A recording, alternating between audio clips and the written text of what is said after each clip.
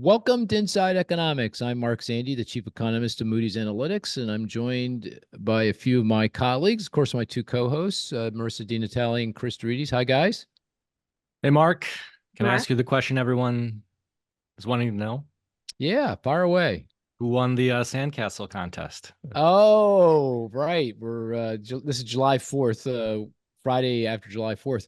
We haven't played that in a couple of years, Chris. Oh. A few years. Yeah. Oh, Yeah, because I think once we stopped winning. And we're getting trophies. Well, it really wasn't as fun, So I think it really is the age of your kids. Our kids are older now, and they're not into sand castles like they were. I think we got to wait for the grandkids now, for that. all to right. happen. All right. Could be a while. Yeah, but you're right. We come down to the Jersey Beach, New Jersey, South Jersey Beach every 4th of July week, and used to play in this contest to make sandcastles, really. And the way we won was not that we had any talent. It was just we were, brute force. It's like we built the biggest damn castle there was, even if it was pretty ugly. And that can win you every once in a while, but can't win you consistently, I guess. So, but how was your July 4th? It was good. It was good. Yeah? Pretty low key, just with the neighbors here. So. Yeah. Saw some Nice. fireworks. Free fireworks show, because there's another neighbor that puts on a huge display. DIY. Oh, wow. So everyone just sits on a hill and watches. So Right.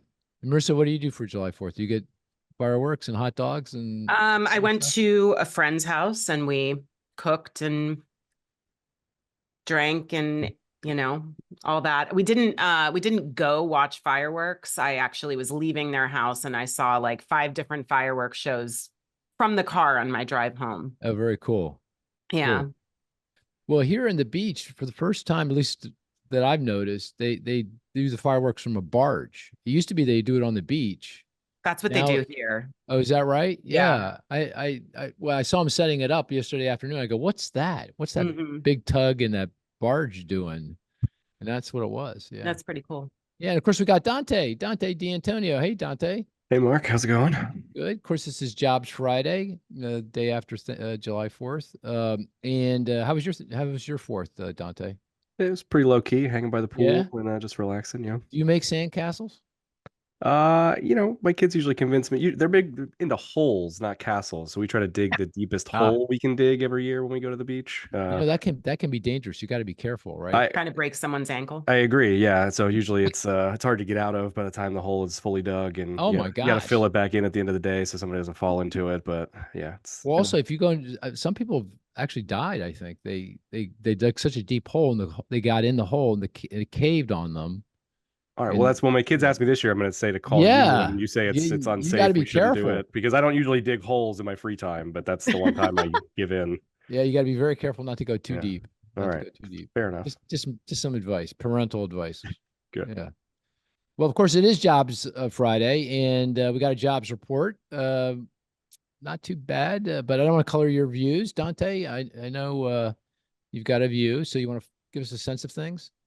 Sure. I think it's a middle of the road jobs report, maybe certainly weaker than what we saw last month, but I think probably a return to more normal expectations.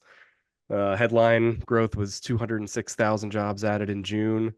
I think maybe the bigger story perhaps is negative revisions to the prior 2 months, which were quite large, total of 111,000 in downward revision. So you took a 3-month average job growth last month when we talked that was 249,000, and that now sits at 177,000. So, fairly different picture of what job growth looks like here in June relative to what we thought was happening in May. But again, I don't think that's necessarily a bad thing. We've talked at length over the last 6, 9, 12 months about the need to see job growth slow and the labor market soften and moderate. And I think this report fits that story a lot more so than last month did. Industry composition was just stop you before we go into the industry mix. Sure. You're not worried that it's slowing too much. I mean, this is now more consistent with the other economic data we're getting, right? Like GDP, the real GDP growth is really throttled back. I mean, according to our tracking estimates that you put together based on monthly data coming in, I think in the first half of this year, it's going to come in around 1.5%. We have Q1 that was 1.4, and I think Q2, according to our tracking, is like 1.4, 1.5.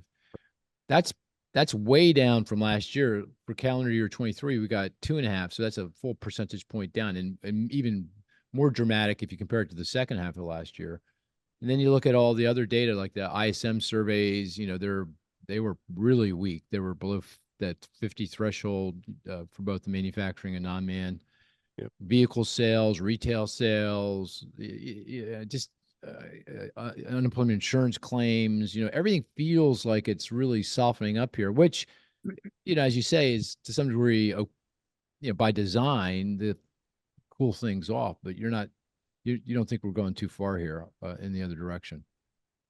I don't think yet. I don't think there's Not signs yet. of that yet. I mean, right now I feel like we're in a pretty good spot. Obviously, you know, you don't want Okay. to see it go too far too fast, but I don't feel bad about this jobs report. Right. Okay. In those downward revisions, anything there? I mean, that's pretty surprising, right? Because we hadn't. I mean, I guess it would be consistent with the downdraft and the downshifting in growth, right? That would be consistent with that. Yeah, I mean, we've seen revisions of this size happen before over the last Right. year. I mean, certainly for May, it's not concerning since May started at such a high level. You know, we went from 272 to 218, I think. April, you know, maybe causes a little more concern for people now that the revised value is down to just 108,000 jobs added in April. But I still think, again, that's just month to month volatility, and you know the average here is still pretty solid at 177, given sort of everything that's going on. Okay. All right. I stopped you. So you're on to industry mix. Sure. Yeah, industry mix maybe a little bit more concentrated this month in terms of the big contributors. Healthcare still number one, added just over 80,000 jobs. Public sector was a bigger contributor this month than it's been recently with 70,000 jobs. So, I mean, basically 3/4 of overall job creation came from just healthcare and the public sector. Construction still holding up well. Manufacturing, you know, weak, turned negative again, which is done quite a few times here over the last year, sort of consistent with most of the other data that we have on manufacturing. Temp help obviously is sort of a big weight on the headline number here. It fell almost 50,000 jobs in June. You know, it's been down consistently for the last 2 years, but that down 49,000 is the biggest single month decline over that period. So still, even though it's been down, it's, you know, sort of unusually large decline in June. Other than that, there's not a whole lot interesting in the industry mix. You know, a little bit of weakness in retail and manufacturing, but again, that's, I don't think, not a new story here. Yeah. Okay. Household survey side of things. Can I say on the industry, the kind of the narrative there has been, because a lot of the job growth is in healthcare and government. And that's been the case now for a while, maybe 6, 9, 12 months. The narrative has been that that's catch up, that not catch up the, you know, the tomato based thing, but catch up. It's catching up. All those are the sectors that every other sector of the economy industry has kind of hired back all the folks they lost during the pandemic and then some. And government and healthcare were just slower to be able to do that, in part because of the budgeting contracting process that's involved. It's just slower for that to occur. And of course, the other sectors could jack up wages much more quickly and attract workers that in a tight labor market. But these industries are now catching up, that they're getting pretty close. I haven't looked recently, but I suspect they're pretty close to pre-pandemic levels, maybe even a little bit higher at this point. So would you expect the kind of, that's the narrative for the strong job growth in those sectors? If that's the narrative, then as they catch up, then you would expect that job growth to slow. Is that, do you buy into that narrative? Does that make sense to you? And do you expect a slowdown here? I think I definitely do for government. I mean, there's a pretty obvious lag in sort of the return to hiring after the pandemic. I mean, obviously there's issues with, you know, the public sector being able to compete on wages and it seems like over the last 12 months, they've obviously done much better at attracting workers than they had in 2021 and 2022. And we've seen some slowdown. I mean, government payrolls were flat in April. They were only up 25,000 in May, which was sort of a little bit below the average that we've seen. So the 70 this month is sort of outsized and probably a little bit overstating the strength that's there. So I do expect government growth to slow on average here moving forward. Healthcare, yeah, maybe it's a little bit of catch up, but I think it's also just sort of strong demand growth in healthcare too, more so than we see in other industries. You've got a more sort of consistent base of demand growth there. So I would expect that to obviously probably still slow a little bit from 80,000 average every month, but I think that'll hold up better than almost any industry, just given what we know about the demand for healthcare services. Okay. Okay. And now on to the household survey. Yeah, I would say the household survey was a little bit of a mixed bag. The headline is obviously that the unemployment rate crept up a little bit higher, right? The third straight month that it increased by a 0.1%. So it's up to 4.1. That's the highest since November of 2021, I believe. So a little bit disconcerting. It's up from a low of 3.5%, just over a year ago. So that's not great news. On the more positive side, you got labor force growth that came back a little bit stronger this month. Labor force participation edged higher. Household survey employment increased, a modest increase, but was back to positive after it's been a pretty rocky road of late. If you look across the board in terms of participation, in terms of employment to population ratios, everything looks good. It looks more positive this month than it's been recently. So I would say sort of aside from the unemployment rate edging a little bit higher, it was mostly good news on the household survey. And I'm not sure how much to read into how much does 4.1% unemployment matter versus 3.9% or 4%. It feels a little bit like splitting hairs here month to month. Obviously, we don't want to see that continue every month here moving forward, but it doesn't feel like a big problem yet. And so I think at least for me, it's a watch and wait a little bit longer here before I get concerned about it. Okay. So generally you're sanguine about the slowing and easing up of the labor market. I am, yeah. You are. Okay. All right, Marissa, what do you think? Are you as sanguine as Dante is? I think so. If you look in the details, Are you trying to get in touch with your emotions? Is that what's going on? I mean, I am. I'm still so. working through it. Working through it. Okay. Yeah, it's early. So I think that if you look at the details of the household survey, look at, for example, the reasons that the unemployment rate rose, right? It still is not layoffs or people losing their job. It's still all coming from this month, people quitting rose in the household survey, as did people entering the workforce for the first time or re-entering after a break. The number of job losers fell. So there's certainly evidence that it's harder for people to find a job when they're looking now, and we can get into that more. But again, it's not companies laying people off yet. So that's the lone holdout here, right? We haven't really seen that. We've seen jobless claims rise over the past month or so, but this is what happened last summer too. It feels almost like a seasonal phenomenon, and then they proceeded to fall. And they're still low. They're still not in worrisome territory. We got a Challenger layoff report this week too that showed that the number of layoffs was also down. The JOLTS data came out the other day. That also shows, right? It's really hiring and quitting that are down over the past year. It's not people being laid off. So that gives me some solace in the softness going on in the labor market right now.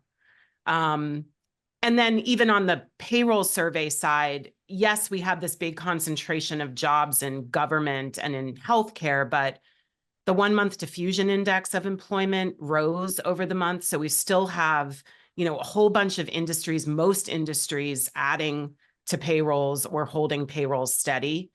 Like we did have some losses in manufacturing this month and in retail trade, but other than that, there's still gains going on. Wage growth is slowing, not collapsing, but slowing. We're now under 4% year over year on average hourly earnings.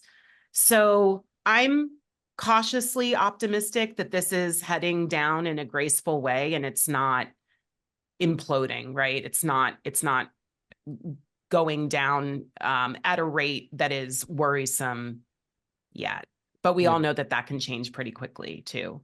Right, right. I did notice in the BLS report that going back to those revisions, that the BLS will next month release an estimate of the so-called benchmark That's right. revision. Yep. Do you want to explain that, very quickly? Sure. So this is something they do every year where they take the payroll survey is a sample of 500,000 businesses, and they draw that sample from unemployment insurance records. So every employer basically has to pay into the federal and their state UI system. So based on those UI payroll records, they have a kind of near universe count of employment that they then kind of reconcile the payroll survey to every year. They will do a preliminary release of this with next month's data, but then they will actually do the benchmarking, which means they'll go in and they'll adjust the payroll survey estimates going back to March of the previous year. They'll do that with the release of the January 2025 data. So we get a preview of what those revisions will be. And typically the revisions are small. They're usually like, a tenth of a percentage point in payroll employment. That can vary. It can vary based on industry. Some industries are harder to capture responses from than others when the government does this survey. So we'll be looking to see if there are, I will be looking to see if there are big downward revisions to the benchmark, to the payroll survey. Just, one of the features over the past couple of years has been this big divergence between household employment and payroll employment, unusually large. And some people were saying, some people think this could indicate that we're going to get a downward revision to the payroll survey, which has looked stronger. Other people have said, no, it's the household survey that's wrong. It's not capturing the surge in immigration that we have coming into the country. So this will really show us, I think, which survey has been more accurate over the past year. Or both. It could be some combination. It could be a combination, and very well may be some combination of both, and it may be difficult to tease out how much. Right. Okay.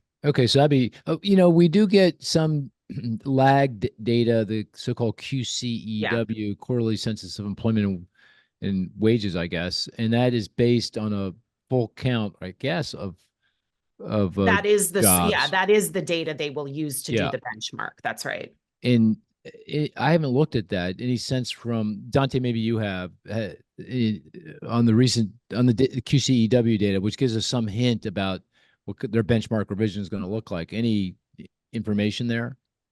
Yeah, so we don't have the first quarter data yet, which is what they're waiting for to do that preliminary revision. But the data sort of leading up to that, the data through the end of last year, certainly are signaling that we're likely to get a downward revision. I don't think it looks at this point that it's going to be, huge by any means, but I think it's certainly, the likelihood here is that it'll cut the average monthly job growth in, 2023 and early 2024 is likely to be slightly lower than it was previously reported. Okay, so this gap between the growth in jobs as measured by the payroll survey, the survey of businesses, and the employment as measured by the household survey, the survey obviously of households, is probably going to narrow in part because of these revisions to the payroll survey down. And I assume at some point we'll get once the immigration numbers are more realistically embedded into the estimates of population counts from census, I guess we could get an upward revision to the household employment numbers. Does that happen? That doesn't happen, does it? They don't actually revise. They don't revise. You'll see basically a jump off potentially if you get a significant change in the weights, but they don't actually go back and revise this. They don't revise. Okay. Okay, Chris, are you as sanguine as Dante and Marissa are? I'd say overall, just at face value, I'd say it's a good report. So you're getting you haven't gotten your emotions. You're still trying to figure out your emotions on this one as well. No, I think I have my emotion. I'm just figuring out the wording. The wording. Okay, the way the to wording. describe Okay. my feelings. Your here. emotions. Got it. Which I is, guess can be hard. on that It note, can be hard. Yeah. what's that?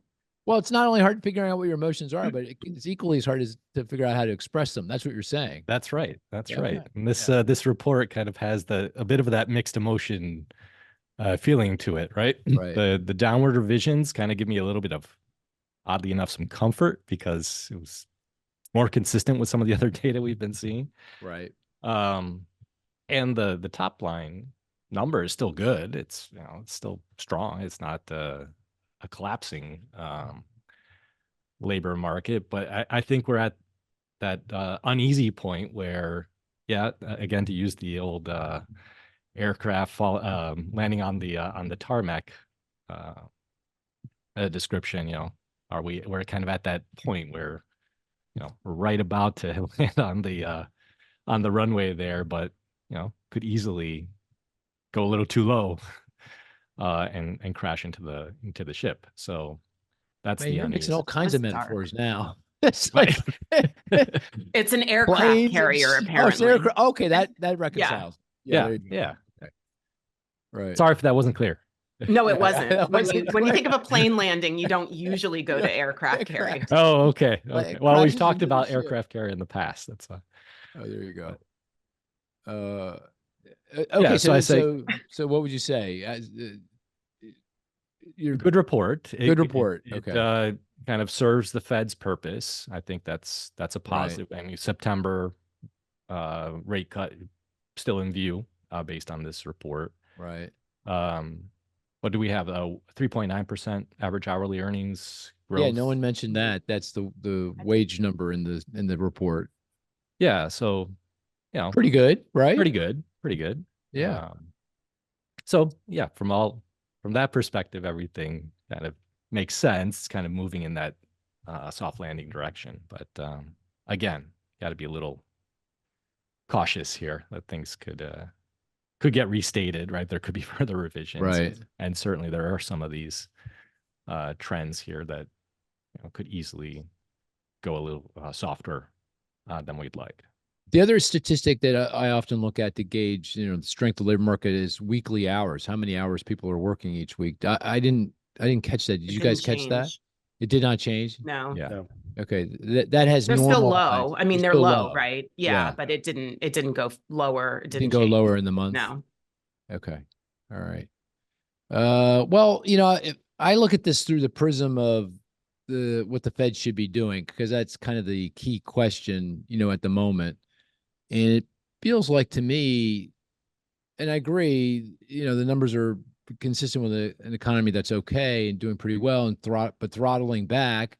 And, that's by design. The Fed's been working to keep a lid on growth and get inflation back in the bottle, so to speak. And this would be consistent with that. But it feels like it's more on the soft side and an argument for why the Fed should start cutting interest rates sooner rather than later. So this idea or this view in markets that and it's in our baseline forecast as well, that the first rate cuts in September, that feels increasingly like too far from that's a long time from now.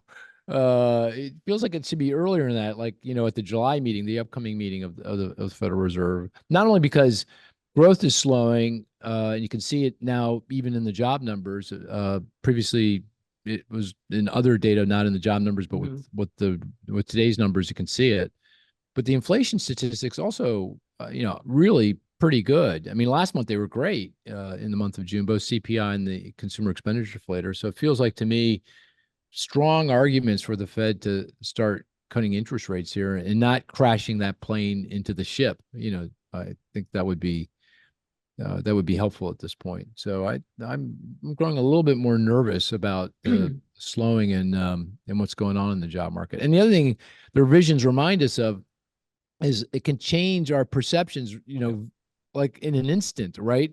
Dante was saying last month we thought the average monthly job growth was 250K. Now we see with the revisions, no, if they're 200K, we're lucky. They're probably less than that. So, feels like got to be really careful here, given the the quality of the information and data that we're getting, and we'll err on the side of doing too much here. Okay, why don't we do this? Why don't we play the stats game, the statistics game, and then we'll come back and do a deeper dive into the kind of the bowels of what's going on in the labor market, see if we can't tease things out a little bit more, and then we'll call it a podcast. We'll make this a short podcast because this is, again, Friday after July 4th, and I think we have off, don't we? Do we have off? No, Oh, Surprisingly. we're working. you have to Okay. work today. Okay, maybe it won't be a short podcast. I didn't know that. I thought I everyone know. had off. No? No. Okay. All right. No. Okay, the stats game. We each put forward a stat. The rest of the group tries to figure that out with clues, deductive reasoning, questions, and the best stat is one that's not so easy, we get it immediately. One that's not so hard, we never get it. And if it's apropos to the topic at hand, all the better. So as tradition has it, we start with Marissa. Marissa, what's your stat? My stat is 9.8. Percent? No, I'm not going to tell you the units. Not going to tell me the units. Employment related? Job market related? Yes. In the employment report? Yes. Payroll survey? No. Okay, that means it's the household survey, just to be complete and That's precise. right. I know how tricky you are. That's good. Yeah. And it's not a combination of the payroll or household survey. It's coming right from the household survey. Mm-hmm. Is it months? 9.8 months? No. Okay. Is it a ratio of No. something to something? Nope. Dante? It's not an unemployment rate of some kind. No, it's not. Okay. No. She's saying no. Is it it's not a percent. It's not number of jobs. No. Is it an index related to an index? No. Should we know this number? Or It's is in this- it's in the report. Really? In Nine? It's There's not a a lot of statistic numbers in we the talk report. about a lot. Oh, it's not. No, but it's one I think bears watching right now, given our conversation. Interesting. Is it related to unemployment? It is. Okay. I want to say something Oh, related. weeks? Is it duration of unemployment? Is that? Yes. Bingo. You Good. got it. Chris got in there first. Yeah. weeks. So it is the median duration of unemployment for people that are unemployed. It's 9.8 weeks. And this is up by almost a full week from a year ago. So this was up from 8.9 weeks last month. Now it's 9.8, and it was 8.8 a year ago in June. So this, how long it's taking people to find a job has been creeping up over the past year. And so I think this goes to, reduced levels of hiring, lower number of job openings, fewer people are quitting, which means lower job openings, right? So the people that are out there looking for a job, and we know most of those people are people that are coming into the labor market either for the first time or again after a break, they're finding it harder to find work. Now, this isn't that much different from what this statistic was prior to the pandemic. So it's kind of where it was in late, 2019 or so. And when I look at all these statistics, this really reminds me of the 2019 job market. I think it increasingly very much looks like this, right? And we saw, if you look at 2019 compared to the previous years, 2017, 2018, you did see weakening in the job market in 2019 compared to those previous years. And where we are right now really feels like that to me on a number of different levels. Of course, the Fed had the same dynamic there then too, right? Because the Fed had jacked up interest rates, fearful that the economy was getting ahead of itself, inflation would pick up, and jacked up rates and slowed things down. And of course, we had the trade war at that time, also slowing things down. And the Fed ultimately backtracked and started cutting interest rates, even before if memory serves, well before the pandemic hit, they were starting to cut rates again. Oh, that's interesting. Any granularity on that 9.8 weeks? Anything, like across demographic group? Is it? I don't have it across demographics. No. But you know, the number of people, the share of people that have been unemployed for 27 weeks or more reached 22.2% last month, which I don't know how far back you have to go to see that number, but I mean, certainly more than a year ago. So again, people that have been out of work for a while you know, that's about what? That's about 6 months, I guess. So that share has certainly grown higher, again, in proportion to this downdraft in hiring rates and job opening rates, which should suggest that it's a little more difficult to find a job. And one thing that we noted in last month's job report was that, if you remember, a month ago, we were looking at a big decline in household employment, and it was mainly among people 20 to 24 and Right. 55 and older. Those things turned around this month. We got a gain in household employment, but we did see that the number of people 20 to 24 coming into the labor force jumped up actually a bit more than it normally does on a non-seasonally adjusted basis in June, which could suggest that a little of that last month was just a shift in seasonal patterns. Yeah, so something to keep an eye on for sure. And I totally agree with you. I think the Fed needs to start cutting. I think this is becoming increasingly uncomfortable to wait like this. Yeah, I guess that 9.8, the lengthening duration of unemployment also is consistent with continuing unemployment insurance claims, right? Because they are, that it's not, we look at initial claims, that's folks that just lost their job and file for unemployment insurance, but we also can count the number of people who are on the rolls getting unemployment insurance, continuing claims, and that continues to slowly but inexorably rise, right? It continues to rise. So consistent with that. Oh, interesting. That was a good statistic. Very good. Dante, you want to go next? Sure. Let's go with 83.7%. Sounds like a labor force participation rate. Yeah. Or an employment population ratio. Is it prime age? It is prime age. Prime age. Which one of you? Labor force participation.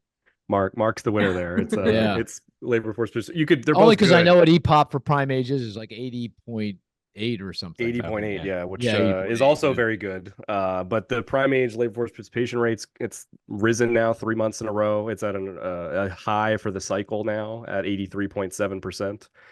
It's well above, pre-pandemic high was 83.1%. And so this, the labor, unemployment rates creeping up, but participation continues to creep up.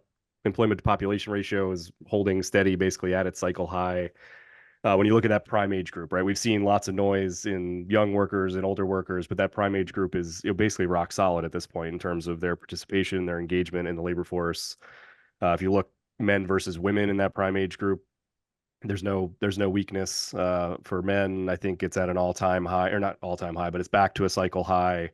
I think for women, it's actually just off an all-time high from last month. So just below 78%, which is basically at an all-time high. And so people certainly are drawn. We've drawn people back in, which was, I think, 2 years ago, the concern was, can we continue to generate labor supply? And we've certainly done that. And so I think despite some of the weakness here, there's a lot to be happy about in terms of how people have sort of re-engaged with the labor market over the last year.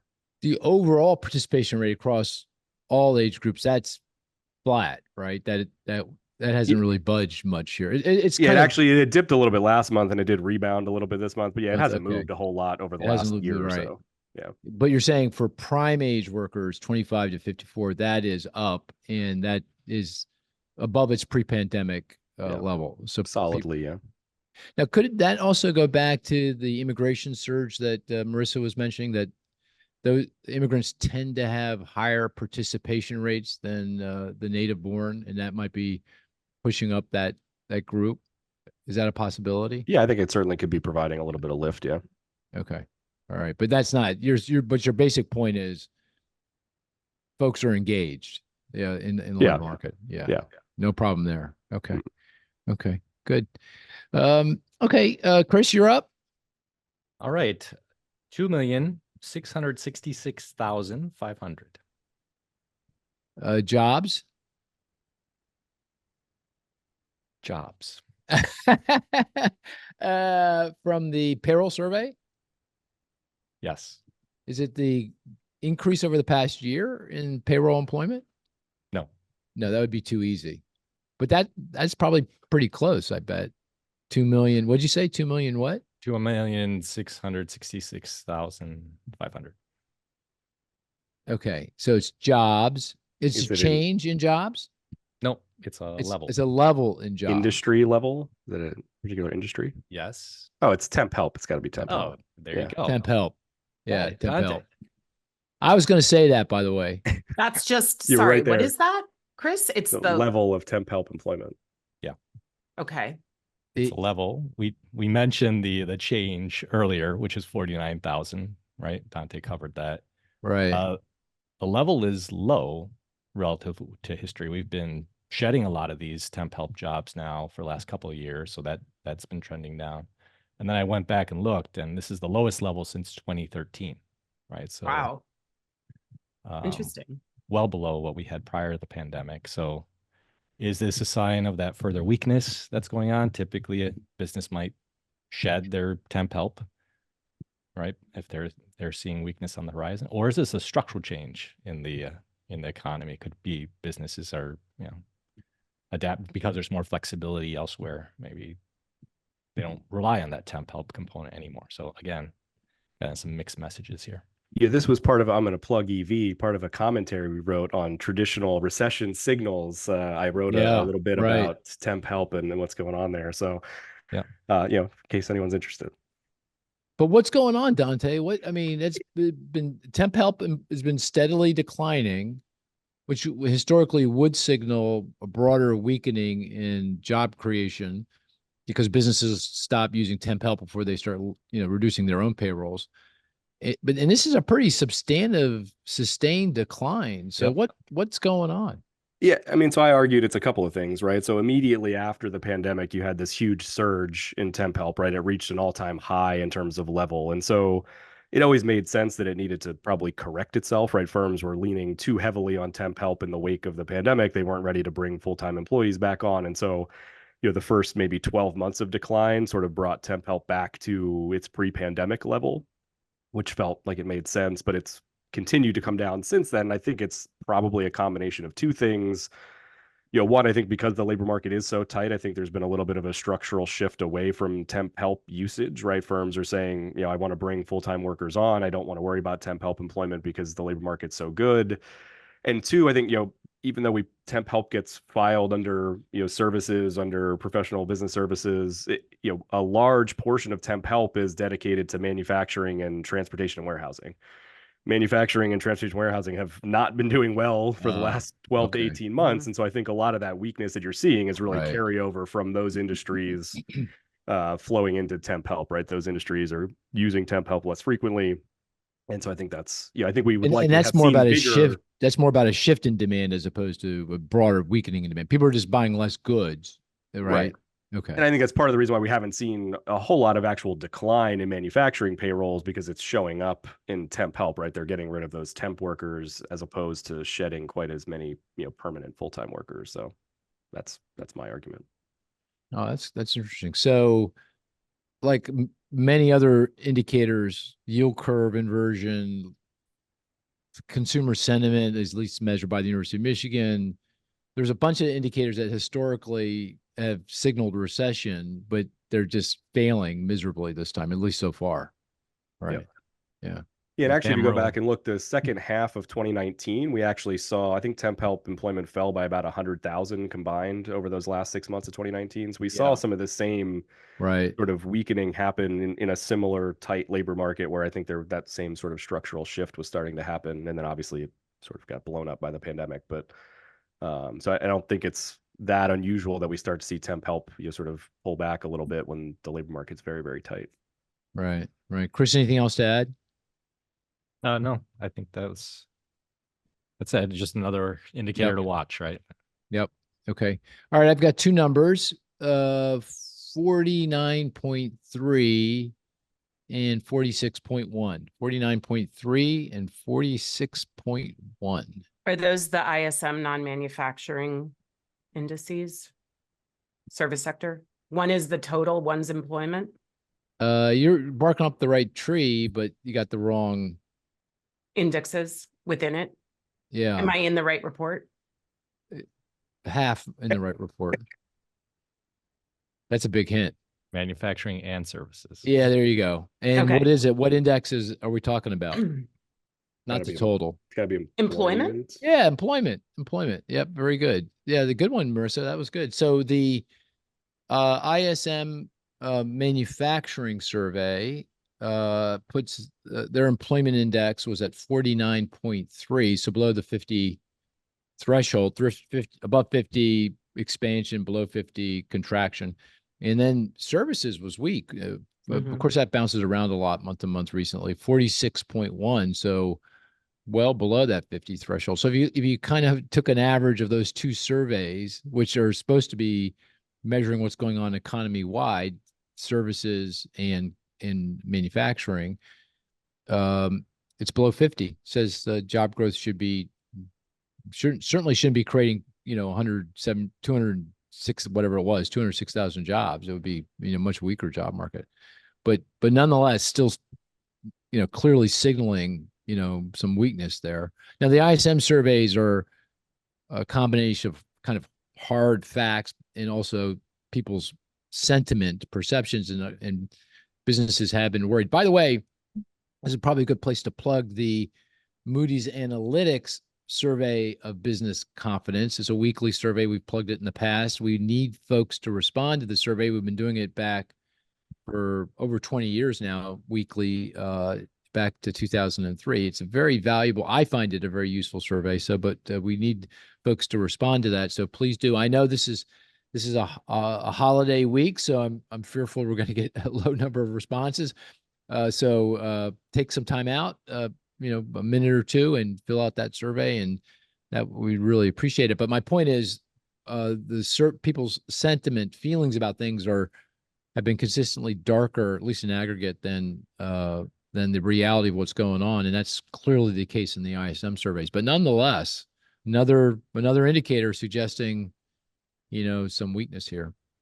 Okay, let's before we call it a podcast, let's what I thought we would do is kind of consider the labor market from the prism of the job opening labor turnover survey report. This is another monthly survey the BLS does that kind of breaks down what's going on in the labor market and what's driving job growth in terms of hiring, in terms of layoffs and firing, in terms of people quitting. There's also good data on unfilled positions. And I thought we take each one of them in turn and just maybe turn to you, Dante. You can give us the facts and how you think about what they're saying to us right now. So look, first up, let's go to unfilled open job positions. What's going on there, and what do you think it means? Sure. So, I mean, openings have been steadily declining now, sort of barring month-to-month volatility for at least the last 18 months. They're just above 8 million in May, which was actually up a little bit from April.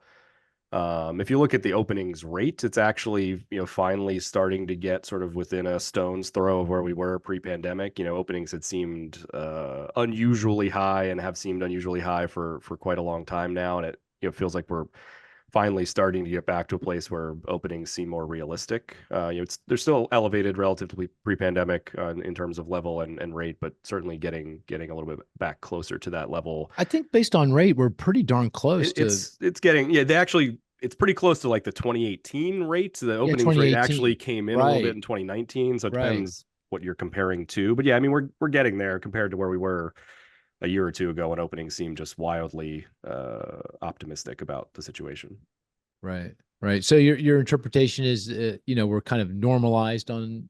Yeah, I would expect them to continue to come in a little bit here over the next 6 to 12 months. I don't think we're at a position here where if they keep falling, we should start to be worried yet. I think we've got a little bit more room to run before I would start to get concerned about the level of openings. Okay.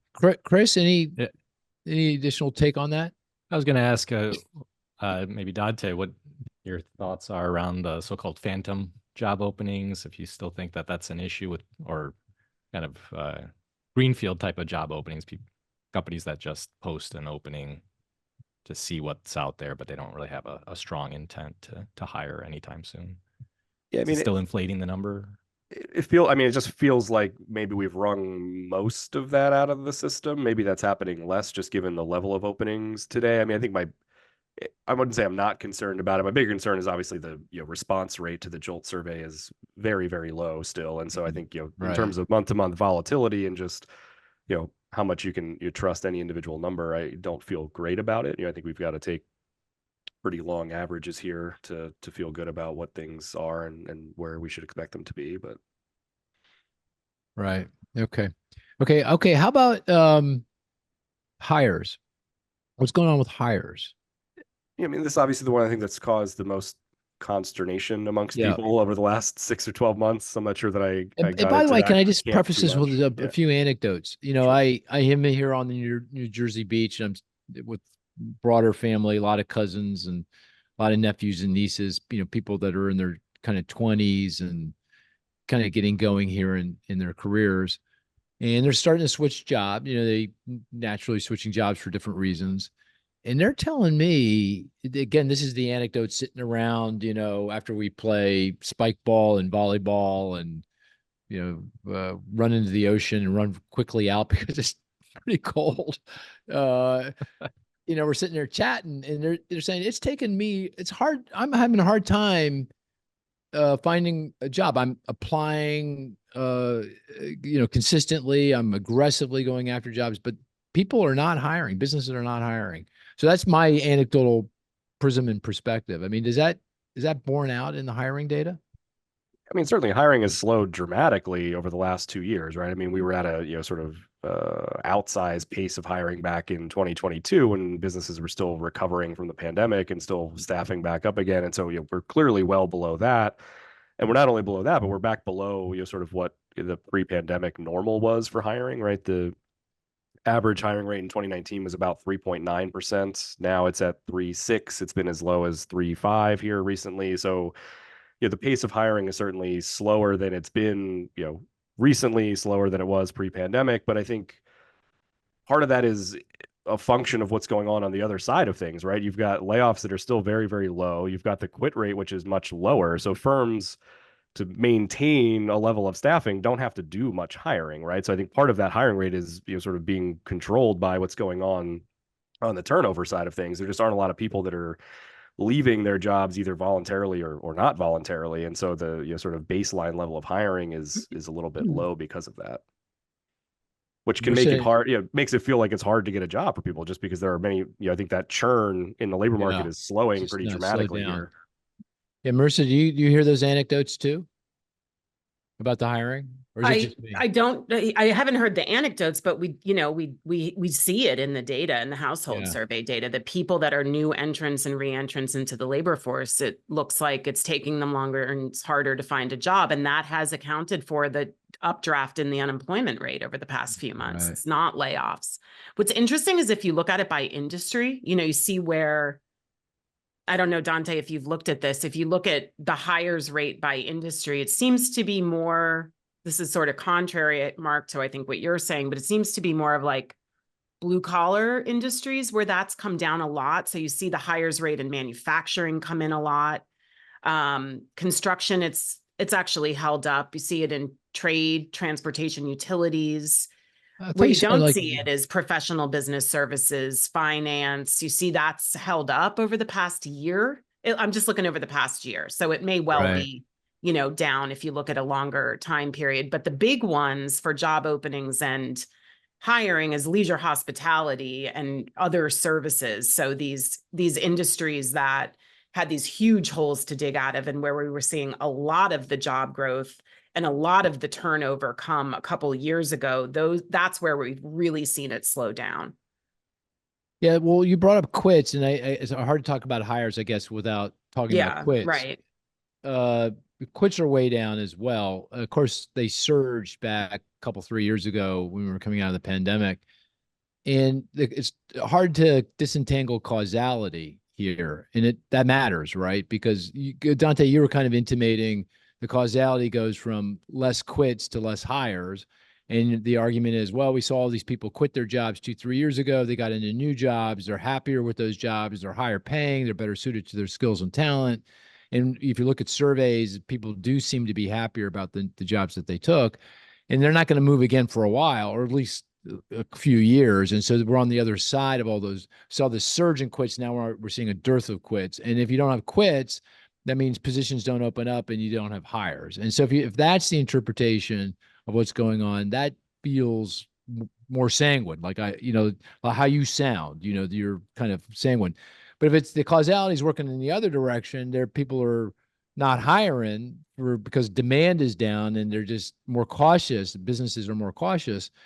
And then people see that there's no hiring going on, so therefore they don't quit their job. So the quits are down. So how do you disentangle all that, or can you disentangle all that? Well, I'm not sure that you can. I mean, I think it's almost certainly a mix of both, right? I don't think it's Right. purely running one way or the other. I think there's a little bit of both things happening where, yeah, obviously people feel good about quitting their job when there's lots of open positions and there's lots of good jobs to switch into, which I think is what we saw happening, 2 years ago when quits were sky high. People were taking advantage of the fact that firms were desperate to hire people. They were willing to give out big pay increases for people that were switching jobs. And so, people jumped on that bandwagon. I think some of that now, as people are feeling a little bit less pessimistic or feeling a little bit more pessimistic about the future course of the economy, you don't want to switch jobs now and be low man on the totem pole in a new job when layoffs might come 6, 9, 12 months from now. So I think some of it is certainly a darker interpretation where people are feeling less optimistic about the labor market, and that's causing that quitting to ratchet down, and that's causing demand for firms in terms of hiring to pull back. But I don't think that's the whole story, right? I think some of it is that positive side still, where people are, maybe switch jobs. They're just happier where they are now. They don't feel the need to quit. They sort of got what they wanted a year ago when they made a switch, and they're more content. And that's, sort of led firms to have to hire less because they've got a more stable workforce. I think it's a mix of both in my mind. Although it sounds like you're more on the positive side than negative side. Yeah, I would say I'm more positive than negative. Sure. Yeah, the causality is running mostly from no quits, therefore no hires. Yeah, I would say so. Okay, Chris, would you have a perspective on this, a view on this? Got a kind of an oddball question for you. Do you think the promise of automation is having any impact on this? Are businesses saying, you know what, I'm not going to really aggressively hire here because I That's believe I'm demand. going to That's get a this, negative perspective. Yeah, I'm going to get this AI dividend or automation dividend going forward. I've heard that before. Yeah. That AI dividend. So what are your thoughts, Dante? I know you're a big proponent. So well, he's going to say, yeah, maybe, I don't know. I would say, I don't doubt Dante? that firms feel that way. I'm skeptical of whether or not you get a big enough AI dividend to fill the hole that's left by your lack of hiring, right? So my feeling is that maybe 6, 9, 12 months from now, those firms actually do go back and hire people because they realize they're not getting a big enough pay. So I don't doubt that that's probably factoring into some hiring decisions right now. I just question the validity of it, right? Do you actually get a big enough payoff from AI in that narrow of a time frame that you're going to sort of hold out on hiring, waiting for that to happen? I don't see it. But what do you think, Chris? We actually agree here on the I think that this idea that the payoff is going to be so quick is going to be tested, and I don't think it's going to work itself out. So I'm kind of in Dante's camp. Maybe this is a temporary situation where the companies think they're going to get a lot of productivity gain, what have you, and then maybe 2 years down the road you're saying you think that the reduction in hiring is in part related to businesses thinking that they're going to generate all these productivity gains from, in the specific case of AI, and that's a weakening in demand. So that's a more negative kind of perspective on things in the short term. In the short right. term, yeah, in the short term, yeah. And why do you think that's going on? Is that just what's the basis for that view? Yeah, I think there's a lot of speculation going on, right? You see all the AI companies, the NVIDIAs and whatnot. There's a lot of investment going on in that space, and if businesses are are making those investments, those capital investments, and they're going Right. to face those budget pressures to cut down on labor, at least Right. initially. And the whole rationale, the business rationale they've given for making these investments is that they're going to get some type of productivity gain. So I think that But at you least would in the think short term, they if that have. were the case, you'd see that in like financial services. You would see it in professional and business services, I guess in information technology. So are those sectors where we've seen, even according to Marissa, no, right? That those are sectors where we've not seen hiring down more. I don't. I guess I'm not arguing that they're going to resort to layoffs, but that the pace Less of hiring. the pace of hiring will slow Right. as Okay. a result, or could slow. Okay. Oh, Okay. oddball theory, right? Well, actually, I mean that we probably can investigate a little bit. Look at hiring rates across industry. Look at some measure of AI penetration by industry, or where at least theoretically you would, in theory, expect to see AI penetrating, and see if there's some relationship there. But that's interesting. Okay, layoffs. Dante, what's going on with layoffs? Low. Absolutely nothing. Yeah, I mean, it depends Really? what number you're looking at, but if you look at the layoffs number from Jolts, I mean, it's been low and rock solid for 3 years basically, since really Right. early 2021. I mean, the layoff rate has been basically 1%, up a percent, tenth down a tenth here or there, but it's been rock solid. I mean, if you look at UI claims, obviously there's a lot more noise on a week-to-week basis, and you have to decide how much of that is real and something to worry about, and how much is not. As Marissa alluded to earlier, claims are certainly up over the last 6 weeks or so. I don't find it to be alarming at this point. Last week they were 238, I think. If you look at a 12-week average, which is what I usually look at to get a sort of better sense of the trend, they are up, to about 225. But again, you saw the same thing happen last summer where the 12-week average actually peaked at, I think, 245. Weekly claims got up further than that, 250, 255 a couple of times last summer. And then we saw it sort of come right back down. And it almost feels like you've got this little bit of a shifting seasonal pattern where you always had a spike in July where claims picked up. Last summer, it looked like it broadened out a little bit. And so it created this big spike in seasonally adjusted claims. And it feels like that same thing's happening again. So I wouldn't be surprised if they keep rising a little bit further here as July moves on. I wouldn't be surprised if we get a week that's 250 or even slightly above that. Again, I think until we see that sort of sustained over the course of 6, 8, 12 weeks, it's not something that I'm overly concerned about, especially given all the other data that we have that suggests that layoffs are not moving, right? So in Jolts in the Challenger report, right, job cut announcements are down over the month. They're down, the first half of this year was lower than the first half of last year. So there's really nothing else outside of claims to suggest that there's been any meaningful uptick in layoffs. Right. Marissa, do you have a different view, or are you in tune with that?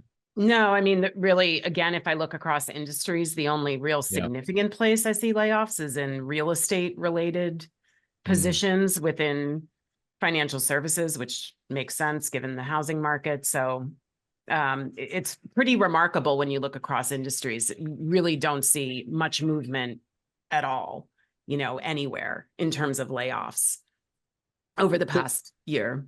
So the pet theory has been, or the most common narrative has been, why there's no layoffs, why they've been so low, is that just labor hoarding. That businesses have been through a pretty difficult time holding on to their staff and staffing up because of the pandemic. And it goes back even before the pandemic when the labor market was very tight.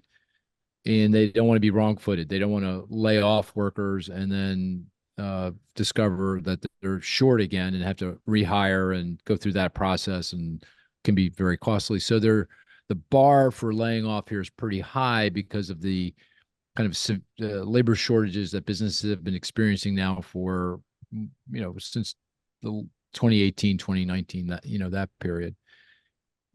Chris, do you think, does that resonate with you, that argument, or is there another argument why layoffs have been so low? It resonates a bit with me, but I'm a little skeptical that business can maintain that hoarding argument for an extended period of time, right? So I think the demand is real. I think Demand is real. that they are hiring because they need workers today, and they're not just preparing for an eventual down cycle. Okay.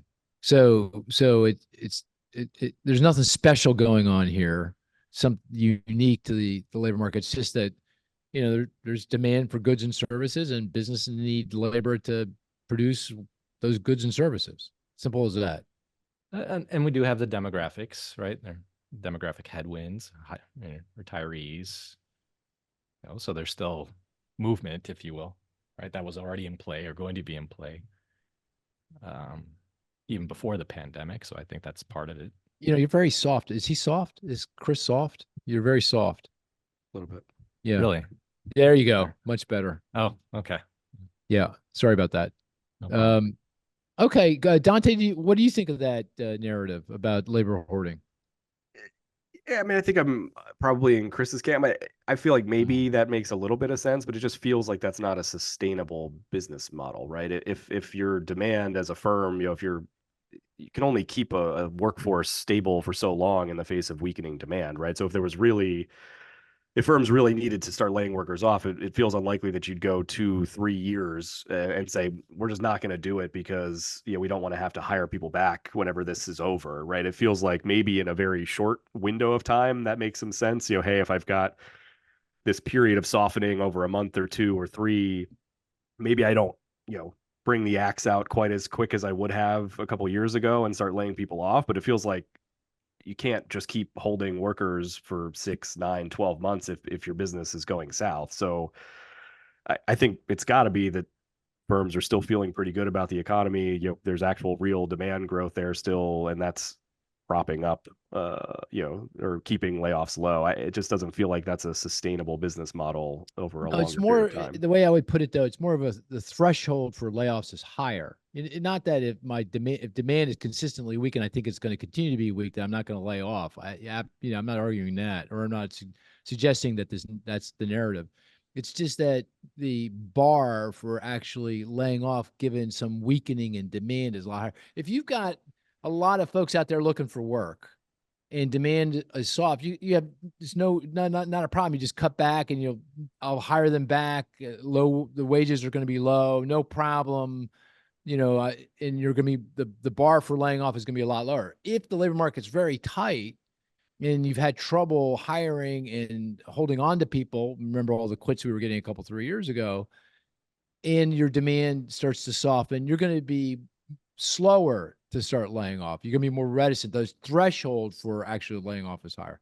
That doesn't, as a business person, that resonates with me. I buy that. My question is, like, if the economy actually turns south, right, how much does that matter that threshold is a little bit higher? Does it really make a difference at the end of the day? The threshold is higher, makes it less likely the economy goes south, right? Because at the end of the day, it's the layoffs that spook consumers that is the catalyst for that self-reinforcing cycle. So the fact that the threshold is higher, it just makes the economy more resilient, less likely to experience that. That would be the argument.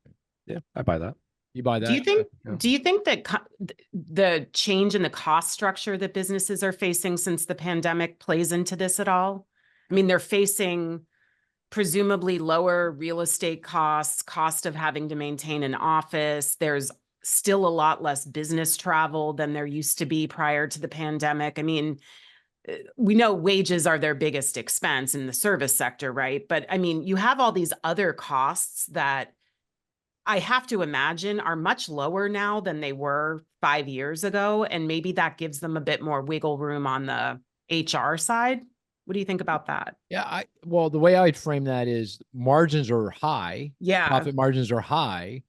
Therefore, there's less pressure to immediately respond to some weakening in demand, right? Especially because the other thing that's happened is businesses, at least in aggregate, have locked in the previously record low interest rates. The interest payments on their debt have not really, at least according to the BEA, Bureau of Economic Analysis, risen all that much. Again, in aggregate, there's lots going on in the distribution, but in aggregate.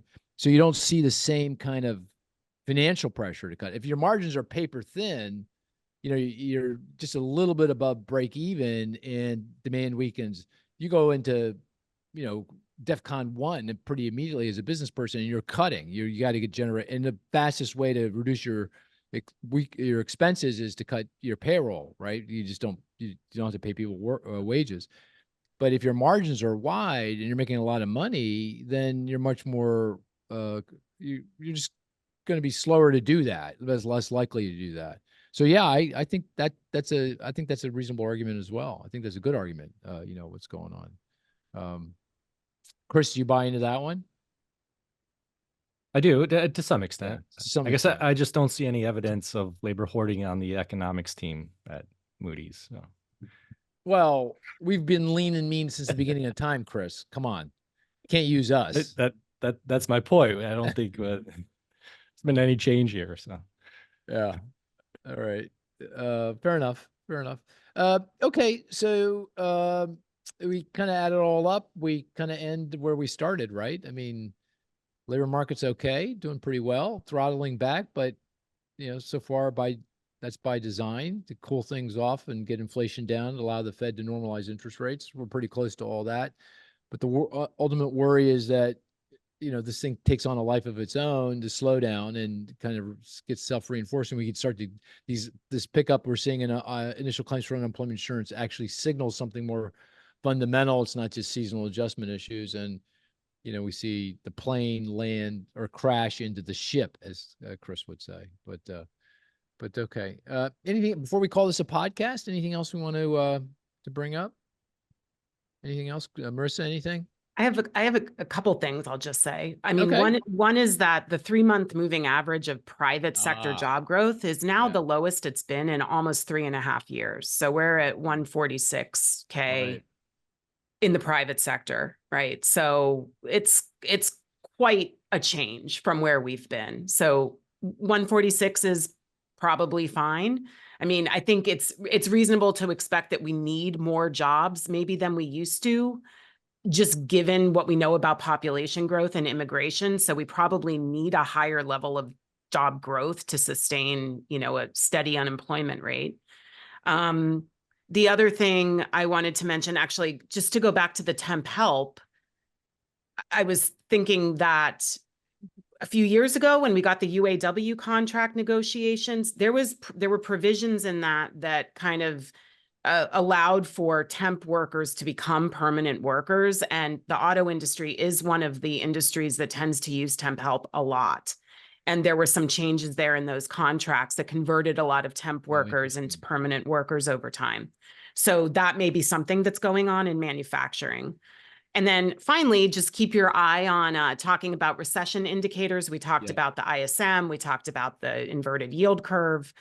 The SOM rule, Claudia Som's rule, that if the 3-month moving average of the unemployment rate rises by 0.5 percentage point or more from a 12-month low, that has almost always signaled the start of a recession.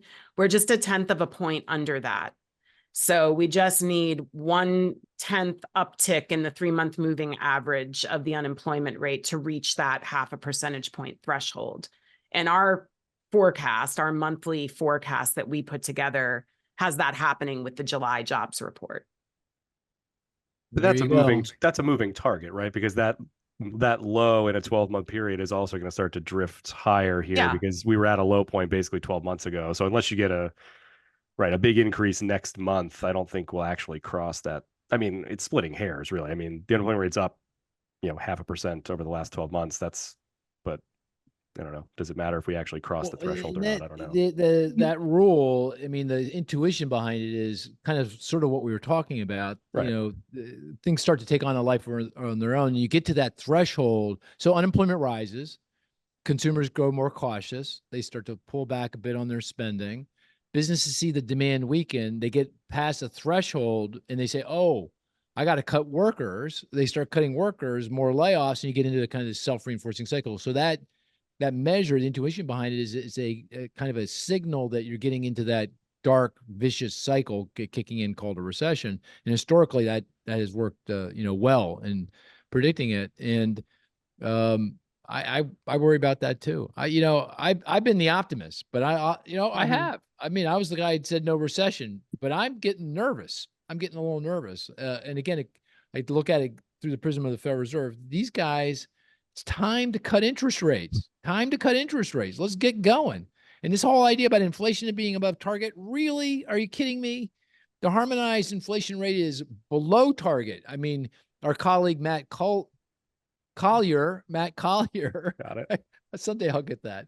Matt sent around his estimate of harmonized, excluding owner's equivalent rent, PCE, consumer expenditure deflator.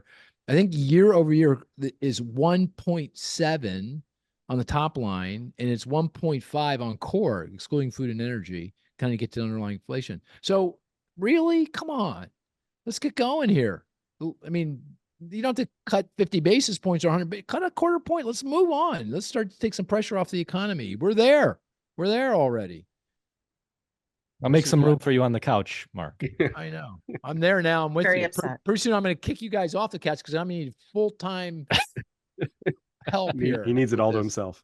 Yeah. Come on. Fed meeting is next week or the week after next? The It's week after next. week I think. after. Yeah. Okay. think it's- CPI is next week, right? Yeah. Yep. All right. All right, guys. We're going to call this a podcast. Unless, by the way, those were really good insights, Marissa. I'm glad I asked. But we're going to call this a podcast.